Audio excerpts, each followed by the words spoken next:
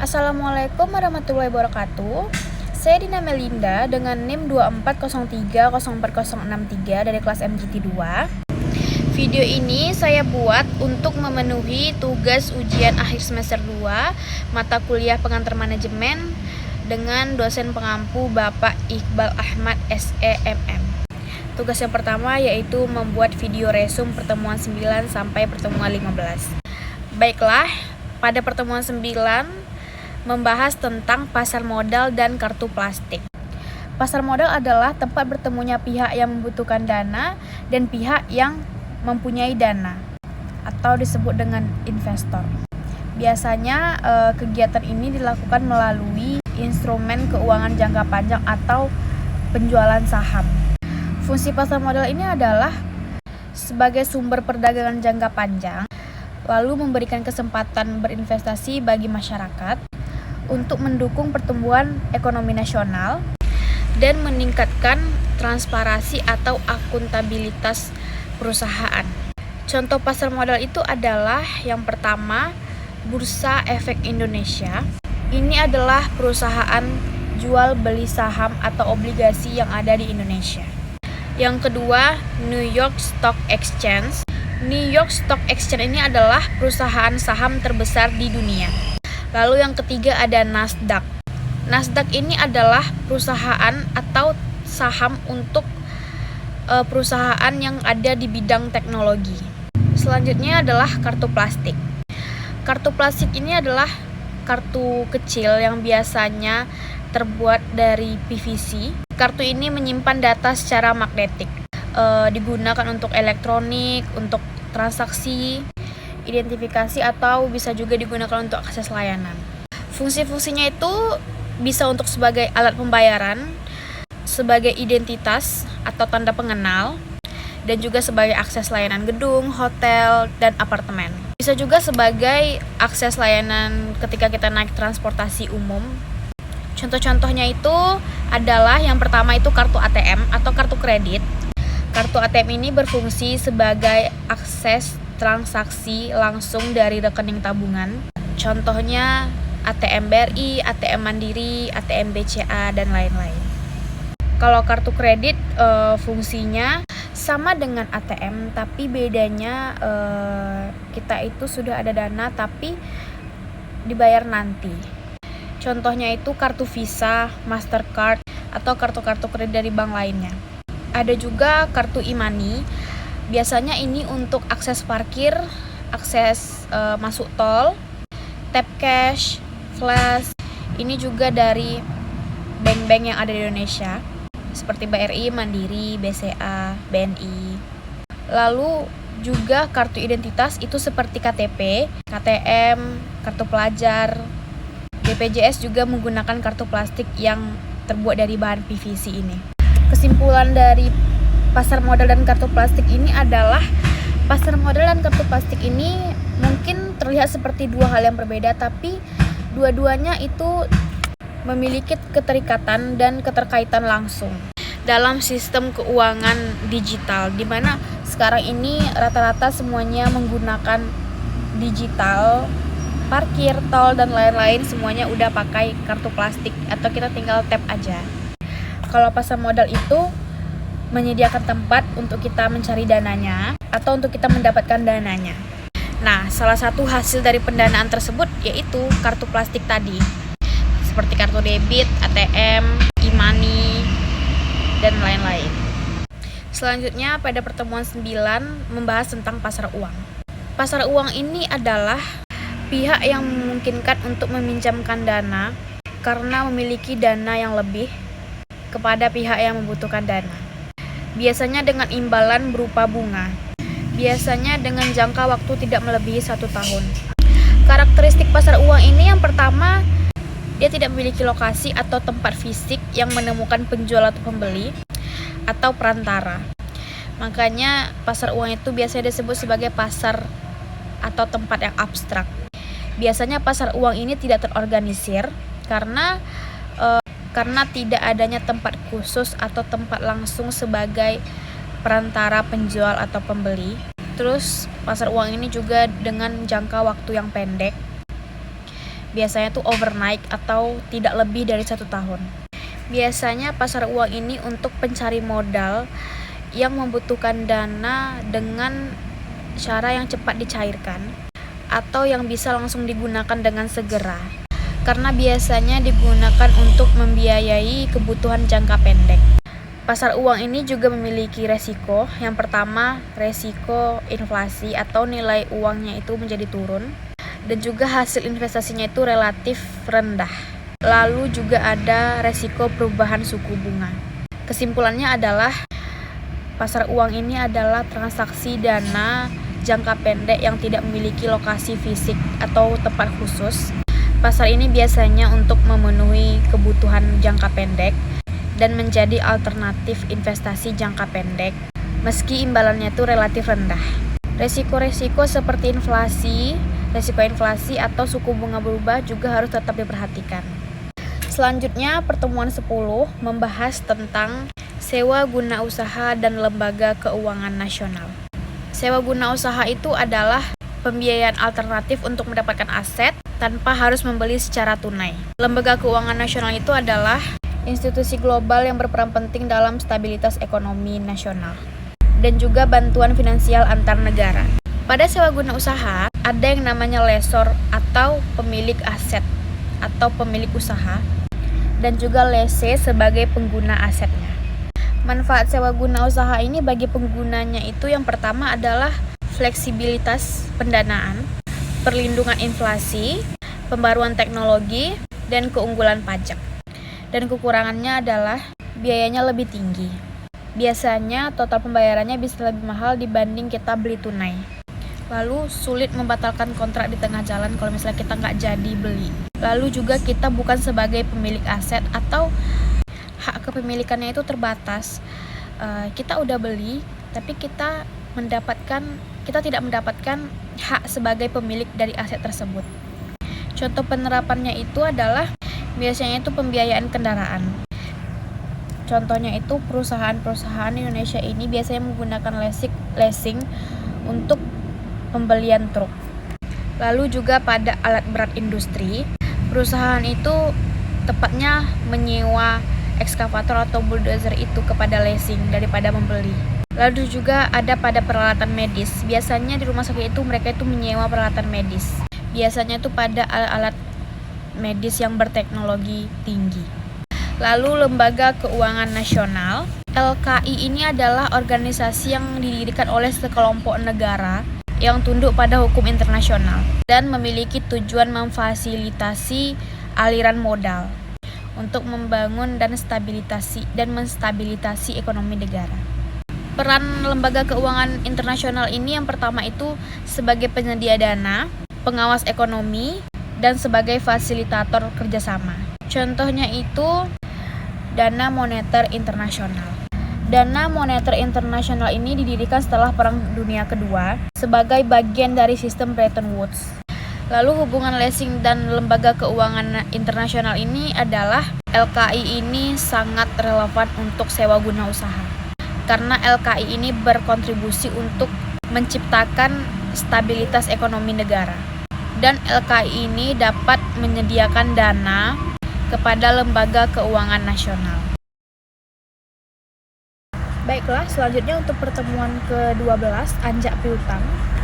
Anjak piutang adalah kegiatan pembiayaan dengan cara menjual piutang perusahaan kepada perusahaan anjak piutang untuk mendapatkan dana tunai lebih cepat.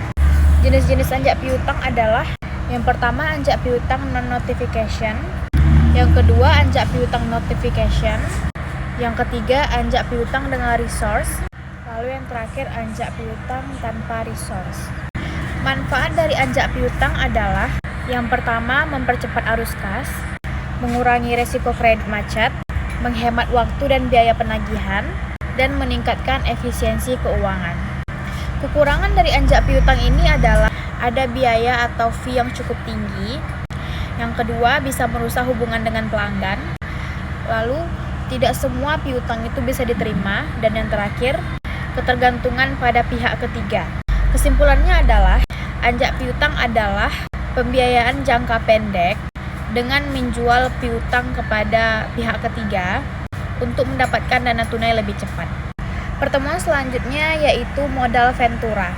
Modal ventura ini adalah jenis pembiayaan yang diberikan kepada startup atau UMKM dengan potensi yang lebih tinggi, namun belum bisa dibiayai oleh pihak bank. Ciri-ciri modal ventura ini adalah tidak memerlukan jaminan, fokus pada bisnis dan inovatif, resiko dan imbal hasil yang tinggi, pembiayaan jangka menengah sampai jangka panjang. Dan yang terakhir adalah membentuk penyertaan modal. Pelaku modal ventura ini yang pertama itu adalah pelaku UMKM atau startup sebagai penerima modal dan investor sebagai limited partners. Kelebihan dari modal ventura ini yang pertama adalah cocok untuk bisnis inovatif dan tanpa biaya agunan, dan dapat mengakses jaringan dan juga mentoring. Kekurangannya adalah pemilik bisa kehilangan sebagian kendali, investor bisa ikut campur, dan tidak cocok untuk jangka pendek karena dia untuk jangka menengah hingga jangka panjang.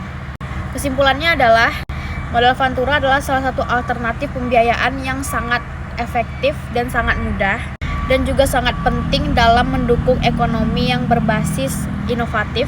Modal ventura juga dapat memungkinkan ide-ide kreatif dan ide-ide yang inovatif dapat menjadi bisnis yang nyata. Pertemuan selanjutnya adalah pegadaian.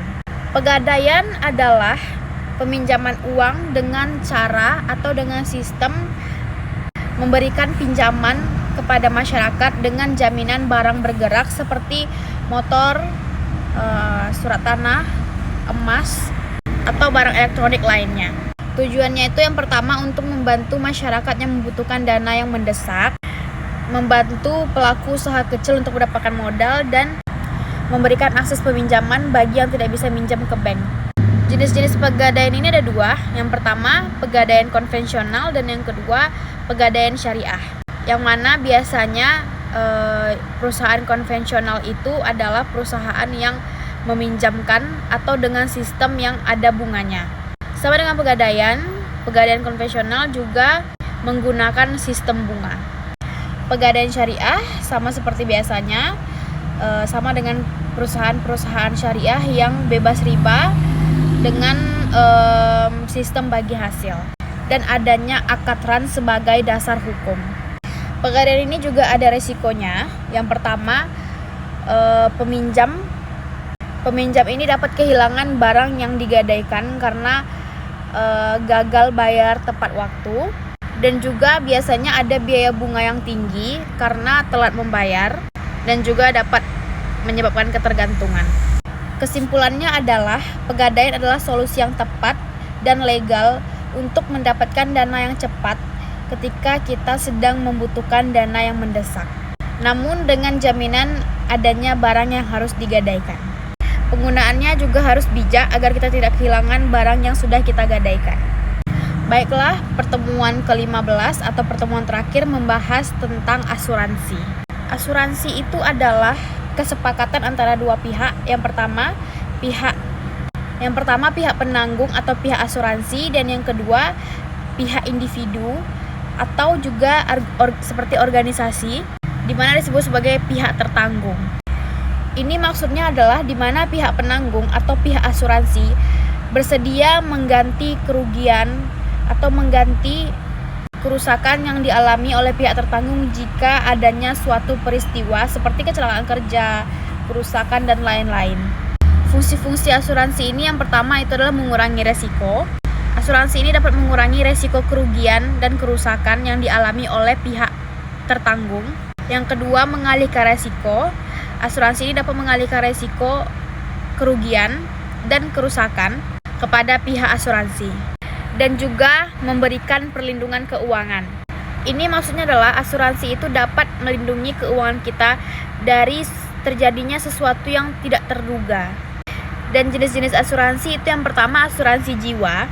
Asuransi jiwa ini adalah pihak asuransi, pihak penanggung bersedia memberikan santunan kepada pihak tertanggung jika nanti terjadinya atau jika nanti pihak tertanggung meninggal dunia atau hidup sampai pada jangka waktu tertentu.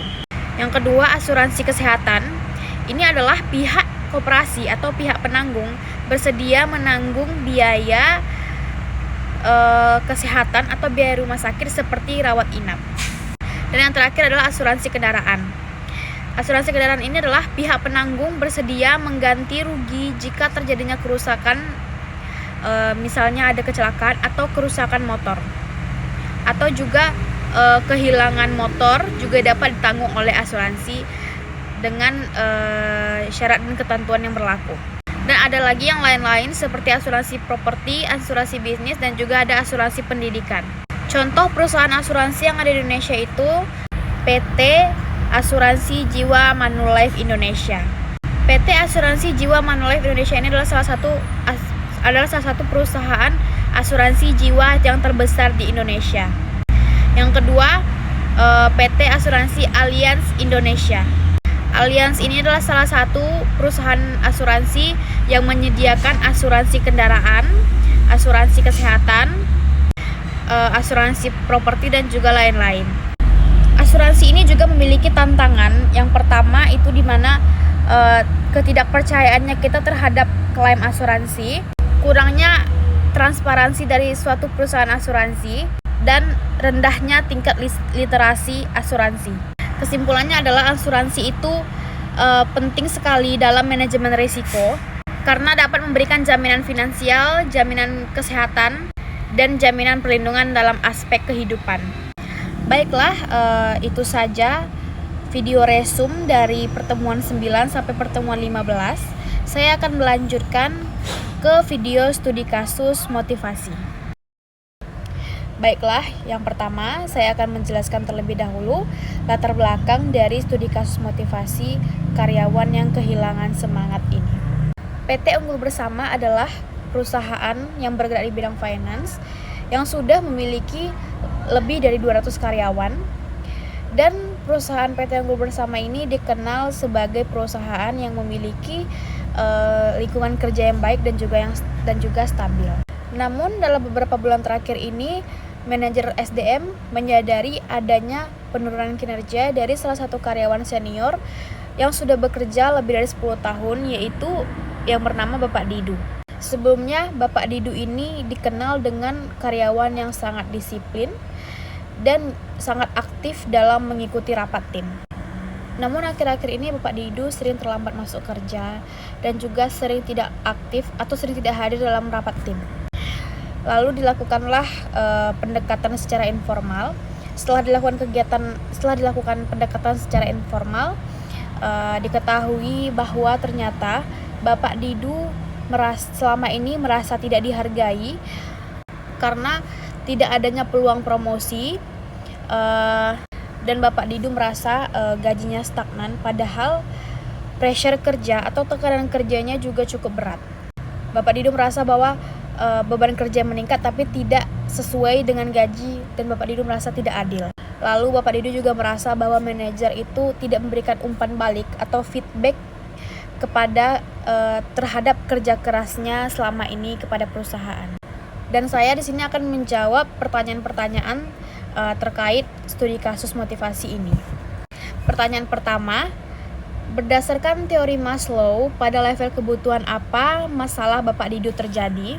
Pada teori Maslow, permasalahan Bapak Didu terjadi pada level yang pertama, esteem needs, dan yang kedua, self-actualization. Maksudnya adalah esteem needs ini adalah kebutuhan akan penghargaan. Bapak Didu memiliki kebutuhan, dia ingin adanya penghargaan atas kerja kerasnya selama ini, seperti tidak dihargai, tidak ada kesempatan promosi, dan tidak menerimanya umpan balik atas kerja kerasnya. Ini semua masuk ke dalam kebutuhan akan penghargaan atau dalam aktualisasi diri juga. Ini yang menyebabkan penurunan kinerja atau penurunan semangat dan motivasinya Bapak Didu dalam bekerja. Pertanyaan yang kedua, bagaimana teori dua faktor Herzberg menjelaskan kondisi ini? Menurut faktor Herzberg, kondisi Bapak Didu ini dijelaskan sebagai faktor higienis yang kurang, yaitu gajinya stagnan, tidak ada pengakuan dari atasan, tidak ada promosi, dan kurangnya umpan balik. Lalu yang kedua, faktor motivator yang kurang. Faktor motivator yang kurang ini seperti tidak adanya pengembangan diri, karena Bapak Didu tidak bisa berkembang skillnya ketika tidak ada promosi. Juga Bapak Didu tidak akan ada pencapaian yang baru atau tantangan kerja yang baru, karena Bapak Didu masih di situ saja. Kekurangan pada dua faktor inilah yang menyebabkan turunnya motivasi atau kurangnya motivasi bekerja pada Bapak Didu dan membuat kinerjanya menjadi turun drastis. Pertanyaan yang ketiga, langkah apa yang seharusnya dilakukan oleh manajer untuk memotivasi kembali Bapak Didu? Hal yang seharusnya dilakukan manajer atas kejadian ini adalah yang pertama, harus memberikan penghargaan dan pengakuan kepada Bapak Didu atas kinerjanya selama ini, lalu membuka peluang promosi kepada Bapak Didu agar Bapak Didu bisa mengembangkan karirnya, bisa mendapatkan pencapaian yang baru, hal-hal yang baru, dan tantangan kerja yang baru. Lalu melibatkan Bapak Didu dalam pengambilan keputusan, sebagaimana Bapak Didu adalah karyawan senior yang sudah bekerja lebih dari 10 tahun dan memberikan umpan balik yang positif atas kinerja Bapak Didu selama ini. Lalu melakukan mentoring bukan hanya untuk Bapak Didu, tetapi untuk semua karyawan, gunanya untuk menggali, untuk mencari tahu, untuk menggali potensi yang lebih lanjut. Apakah ada kekurangan, apakah ada keluhan terhadap kerja, apakah ada keluhan di perusahaan ini. Pertanyaan yang keempat, jika Anda adalah manajer SDM, apa strategi jangka pendek dan jangka panjang yang bisa diterapkan? Jika saya sebagai manajer, strategi jangka pendek yang saya ambil yang pertama, melakukan one-on-one meeting. One-on-one meeting ini maksudnya adalah saya melakukan meeting langsung untuk mendengarkan keluhan-keluhan karyawan saya agar langsung dapat ditindaklanjuti. Yang kedua, saya memberikan pengakuan langsung atas kerja keras karyawan saya. Sebagaimana dengan studi kasus yang tadi, Bapak Didu merasa tidak dihargai karena tidak mendapatkan penghargaan. Penghargaan ini juga penting dalam bekerja agar menjadi motivasi dan semangat baru kepada untuk karyawan karena mendapat penghargaan atau reward dari manajer. Lalu saya akan berusaha menyesuaikan beban kerja dan juga gajinya agar lebih adil. Maksudnya itu pressure kerja dan job desk-nya dan juga gajinya harus setara agar karyawan merasa lebih adil. Untuk strategi jangka panjang yang saya ambil ketika saya menjadi manajer, yang pertama adalah membuat penghargaan dan promosi yang adil dan transparan. Ini maksudnya adalah saya memberikan penghargaan di sebuah acara, membuat sebuah acara kecil di kantor.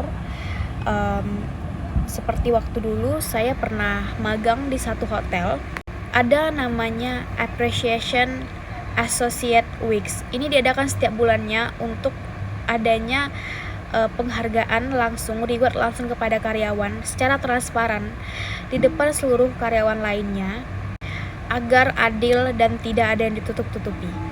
Yang kedua, saya membangun budaya feedback. Budaya feedback ini dua arah, antara karyawan dan manajer, antara manajer dan karyawan. Ini maksudnya adalah karyawan dan manajer ini saling membutuhkan, saling keterkaitan dan saling ketergantungan. Di mana karyawan membutuhkan manajer dan manajer juga pastinya membutuhkan karyawan. Lalu yang ketiga, mengembangkan program pelatihan dan pengembangan karir. Contohnya itu seperti program adanya workshop atau seminar atau training lagi yang dilakukan untuk pelatihan karyawan-karyawan. Lalu pertanyaan nomor 5, bagaimana penggunaan teori ekspektansi Fromm dapat membantu menyelesaikan masalah ini? Teori ekspektansi Fromm menyatakan bahwa ada 3 komponen yang mempengaruhi masalah ini. Yang pertama ekspektansi, yaitu keyakinan bahwa usaha akan menghasilkan kinerja yang baik. Yang kedua, instrumentality, yaitu keyakinan bahwa kinerja akan diikuti oleh reward. Dan yang ketiga, balance, yaitu seberapa penting reward tersebut bagi individu. Bagi Bapak Didu, 3 komponen ini adalah yang pertama, dia merasa ekspektasinya rendah, yaitu karena kerja kerasnya tidak dihargai. Yang kedua, instrumentality juga rendah karena tidak adanya promosi atau bonus. Dan yang ketiga, balance-nya juga negatif karena reward-nya tidak sesuai harapan. Solusinya adalah manajer harus jelas dalam menyampaikan hubungan antara kinerja dan penghargaan. Yang kedua, manajer membangun kepercayaan bahwa kerja keras akan dihargai. Dan yang ketiga, sesuaikan reward dengan kebutuhan dan juga harapan karyawan.